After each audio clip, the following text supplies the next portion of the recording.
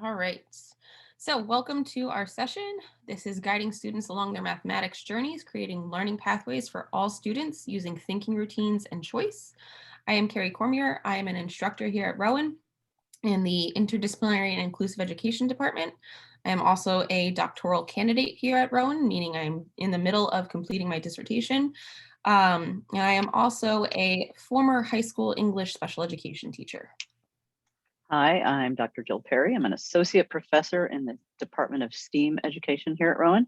I primarily teach mathematics, pre-service and in-service teachers, and I am a former high school math teacher. So welcome. While we are in this session, we want to hear your ideas. I know that we'll all be viewing this together. So as we're doing that, if you'll just share your ideas and questions in the chat. So things you've done before, or questions you have, put them in the chat. And when we get to the Q&A session, we'll have places to start.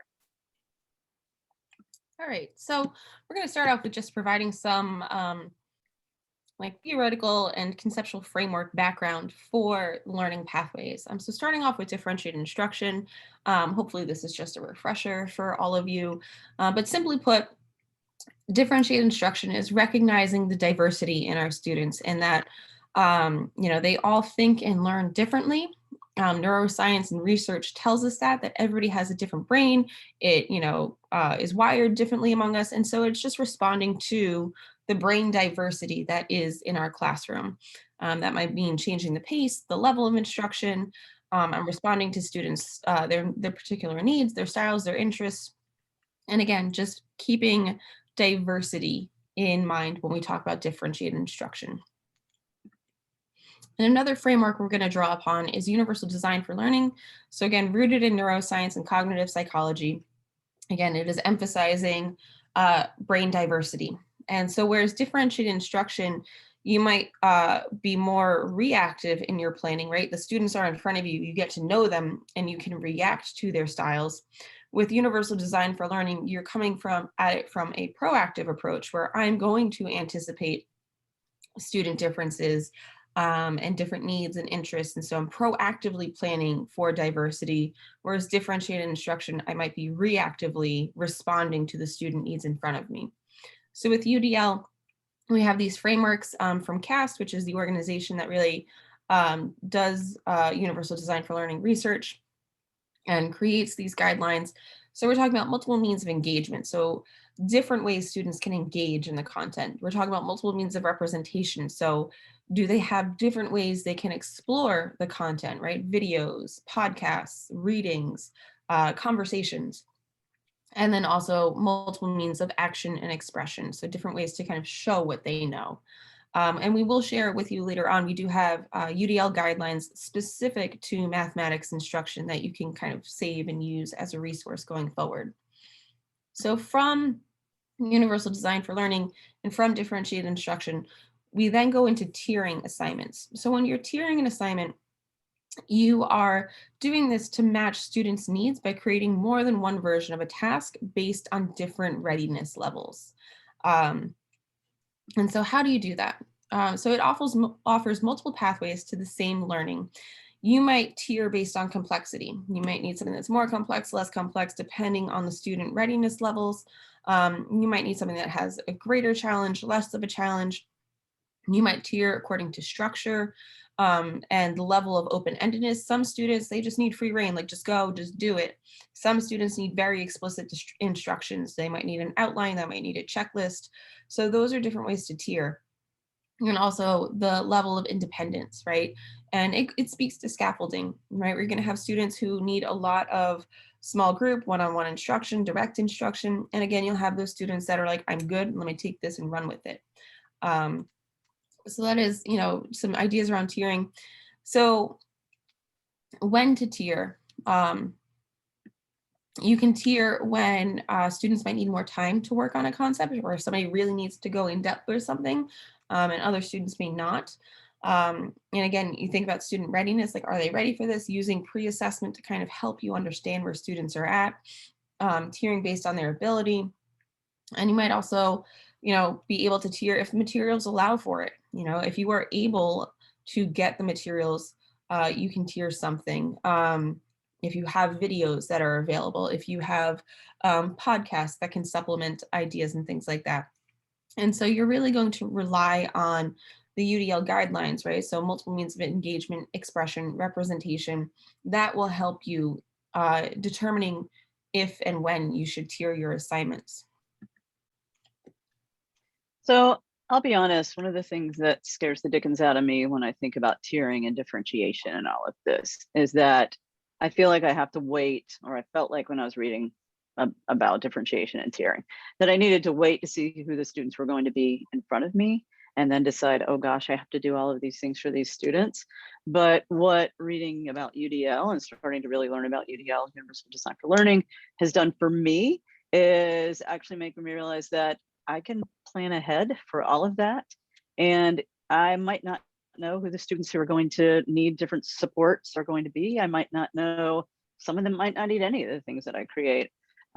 But knowing that I have more control. I can put things in place. I can plan for things that I probably anticipate will happen. And then they're ready. And then if there are students who show in different ways, I can push them into those different areas.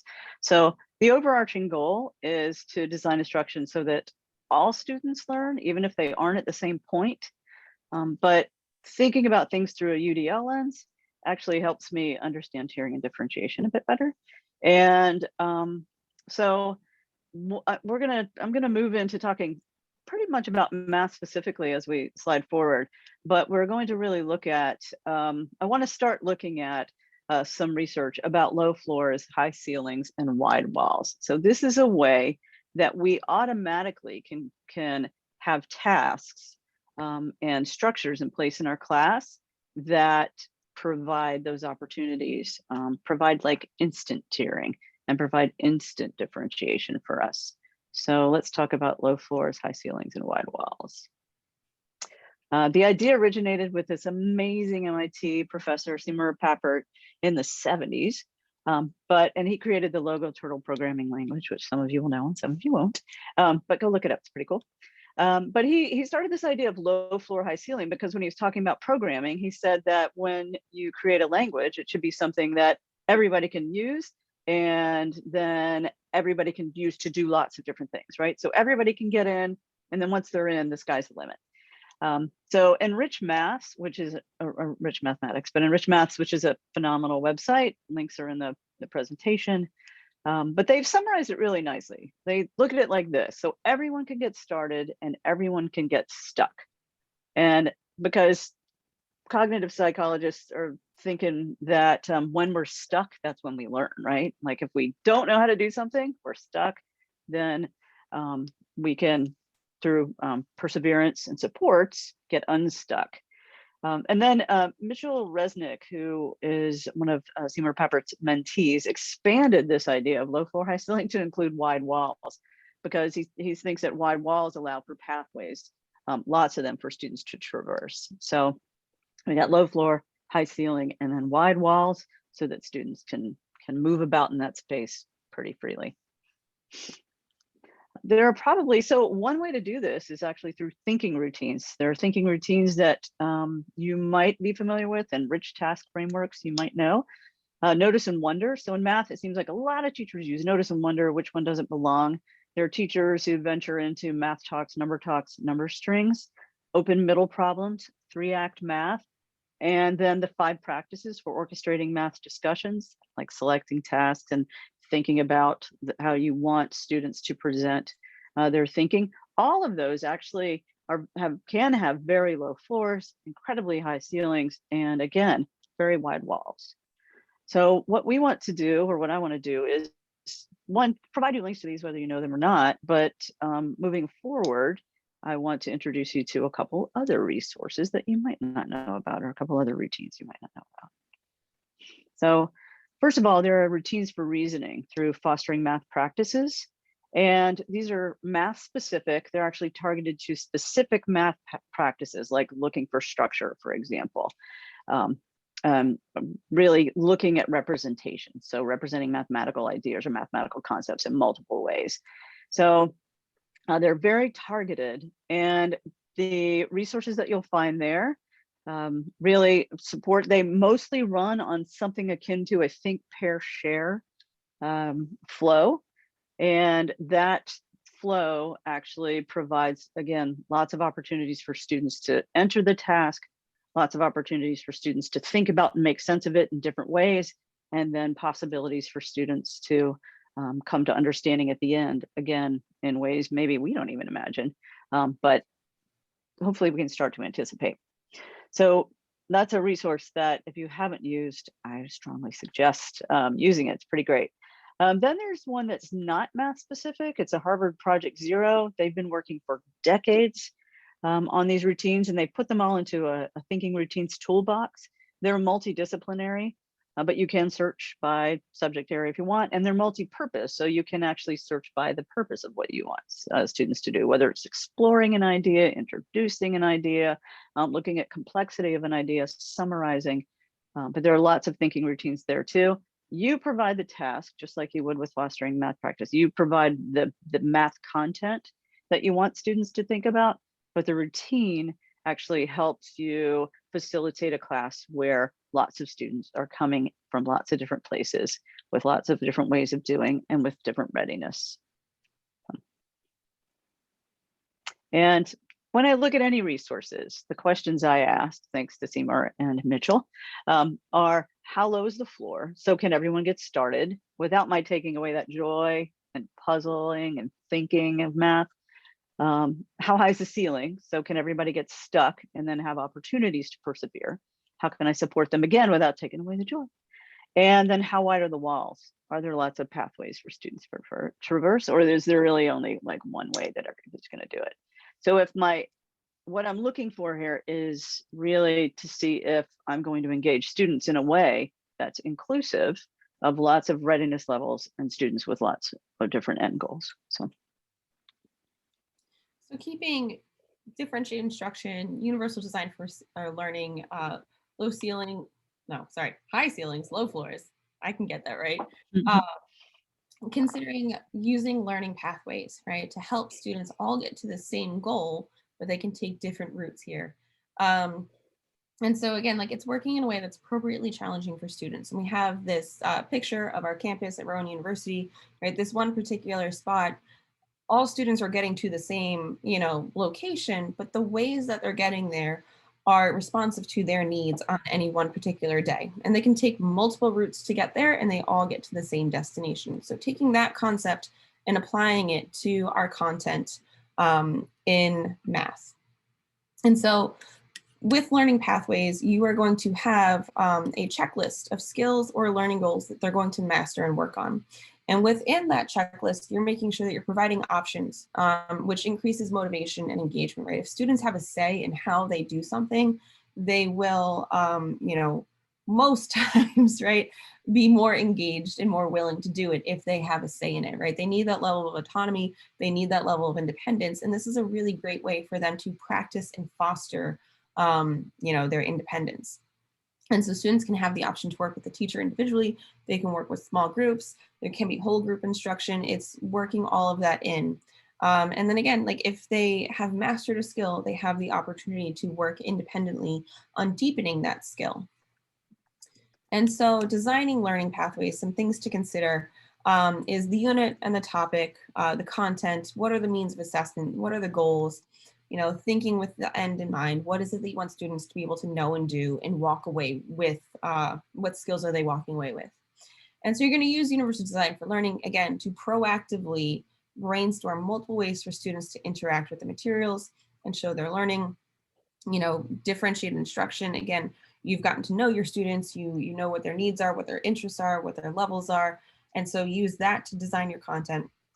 And then you're going to build this pathway that has options and student choice and possibilities for small group and formative assessments, right? So you're putting all of this together in one pathway, and we'll show you what that looks like in just a moment.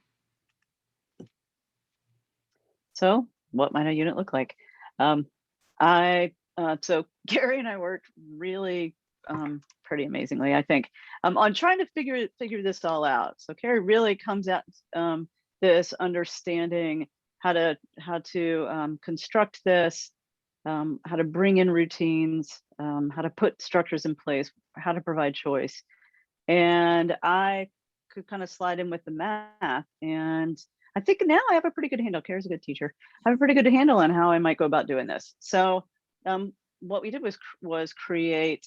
So this is one unit. These two pictures are two different approaches to a single unit, and it's actually only the first couple sections of a unit. So I went to open up resources, which by the way has lots of those routines I mentioned earlier already worked in. They use 3 reads, they use 3-act, they use notice and wonder. So they do lots of those kinds of things. And I went and grabbed unit 3, or we decided to do linear relationship, work on linear relationships. So we went and grabbed unit 3, and I just decided we were going to work on 2 subtopics. So proportional relationships and representing linear relationships. So what you see in orange on the slide, on the left-hand one, the orange section at the top, perfect, thanks, Kara.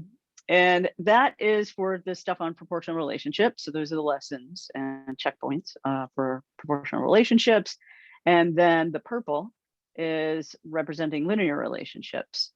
And then, so yes, I know proportional relationships are linear. I got that. But I'm just saying, like, so non-proportional, well, proportional and non-proportional linear relationships. And then this second table, so the one on the right, that looks much more like a table.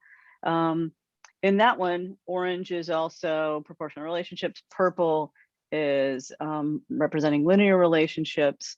And so Kara, do you want me to explain the blue and yellow, or are you going to do that next? I'll do that next. Yeah. Okay, cool. So all right then. That, and so I will say, like, and again, like working with Jill, like I would encourage you all, like in your buildings, you know, find your teacher partners, right? Like, you know, her coming in with this content expertise, me having, you know, this expertise in special education and just different ways of thinking and doing, like it is a really great partnership. And you have I'm, you know, sure that you have those resources in your school. Like find a friend and ask them, and you can really, you know, when our powers combine, like we can do really awesome things. And I'm not a math person, right? So Jill was awesome in helping me understand this language of math. And so looking at these 2 different pathways that we've designed, so these are just 2 approaches. There are many different approaches you can take. This one we like to call the choose your own adventure. And so in this one, right, we're using the yellow kind of like as our assessments, right? So our pre-assessment, we would start with that. Then we're going to do a whole group instruction, right? And so making sure that it's not like necessarily traditional lecture style, right? But that everybody is working together on this initial introductory lesson. And so then the blue, what you're going to see is student choice, right? Where they really get to dig into the content. And so in each of the blue boxes, you're going to see they have the option of you choose how you want to go through this work, right? You choose which pathway you're taking. And so again, they might be working on different things, but the ideas that they're working on, you know, they're all getting to that same point. And so that's what you see here. So students are going to go through all of these steps, right? They're going to go through the first subtopic. We're going to jump down to the next subtopic with another whole group instruction.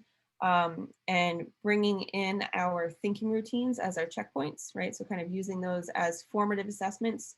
So we have the Connect Extend Challenge. Here we have the Creative Hunt, where students can have the choice to do an interview with the teacher, or they can do like a Flipgrid or something like that to show what they know. And so again, the blue being these options where they have a choice in how they get to go through their learning. And then we come back together and we have a piece at the end where they're going to demonstrate mastery, right? So there's different ways you can do this, but again, it's the choose your own adventure, and that students have a lot of autonomy and they have a choice in how they do their learning. Versus this other pathway that is a little bit more tiered in a traditional sense of tiering.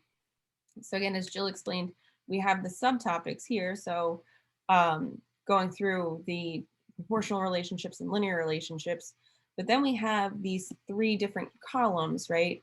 And being mindful that, you know, it's not like red is struggling, like green is advanced, like just picking random colors.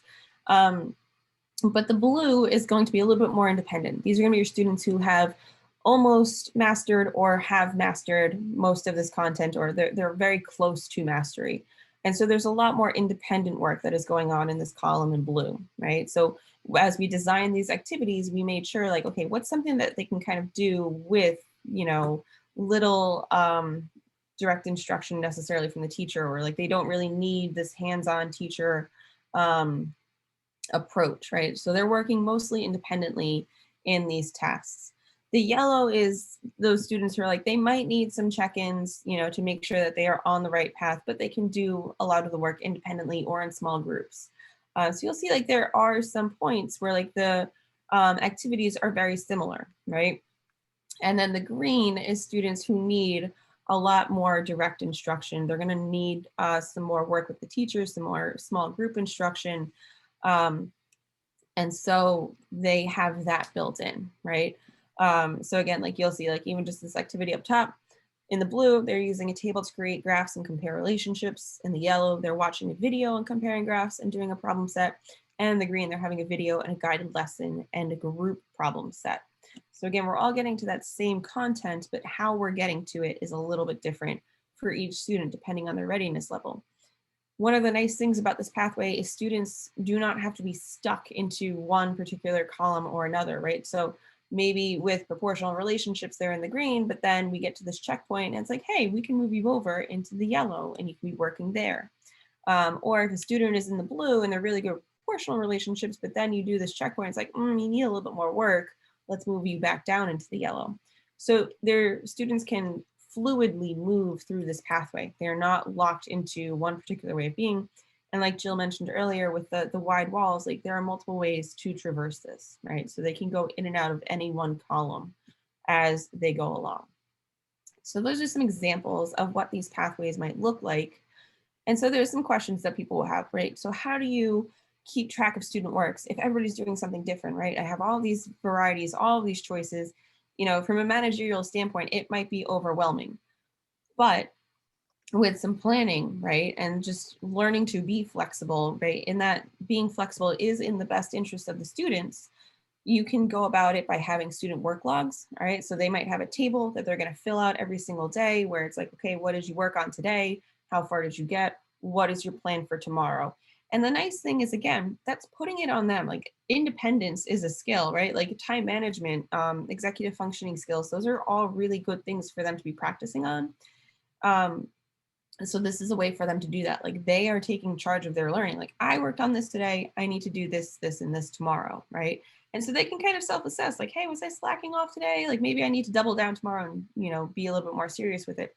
You can do the work logs. You can also do exit tickets where students are, saying like, here's what I did today. It's just a quick, easy collection for you. You can just kind of get a sense of where students are at, how to check in with them. You can also do a visual log. So like on your smartboard or bulletin board, you have the tasks listed and each student has their name and they move their name to the task that they're working on for that day, right? So, and that one's really fantastic that I used myself in my classroom, when I had students working on different tasks and everybody's kind of at a different point, I could just do a quick turnaround, like look at the smartboard, see where students had their names, be like, hey, so-and-so, you haven't moved from task 2 in 2 days. Like, what are we doing? It's a great way for you and the students to see where everybody is at. So another thing to think about is, how do you plan time for whole group instruction if students are different at different spots? And you saw that in the first pathway, right, where we did have some moments in the green there where we had whole group instruction happening. So there's a couple different ways you can go about that. You can do it in smaller groups, right? So you see students are progressing along, again, using your work logs, your exit tickets, or the visual. You see where students are working and you grab them like, okay, like you 6, come with me. Let's do this whole lesson together, right? And that might be tedious for you because you're doing it a couple times, but that's one pitfall of that. You could also record yourself doing the instruction and then students can watch it at their own pace. And the nice thing about that, like myself as a math learner, like I loved watching somebody go through the problem, and do it for me on the board, but I couldn't stop and pause. And I was the person that was too afraid to ask a question. Be like, hey, can you explain that again? Because I missed it because I was so focused on my notes. Having that video option, a recording of you doing it, students can go back and rewatch it and relearn it. And they may not have to ask their questions because they could just rewind, see it again, record it in their notes. And up front, it's a lift to make all those recordings, but then once you have them, you have them. And so that's another option. You can also design your instruction meaningfully so that even if students aren't at that point yet, they can still get the instruction, and it's not something that they will, be totally lost on, right? And then using thinking routines helps students with their understanding. If they constantly get into this routine of like, okay, this is how I'm going to go through this. This is like my see, think, wonder. Like they know the routines, they know the process that's expected of them. That will help them easily shift from place to place and transfer that knowledge by having a set routine. So that's all for this part. We're looking forward to answering your questions and learning from you and maybe helping you along your own choose your own adventure. So let's talk. Yay. Just some quick references for you. They are here. We will share this presentation with you so you have it. You have all of the links. But these are some of the people and the scholars that we have been pulling from. And so again, we'll share that with you. And we are going to jump into our choice, either a Q&A or choose your own adventure.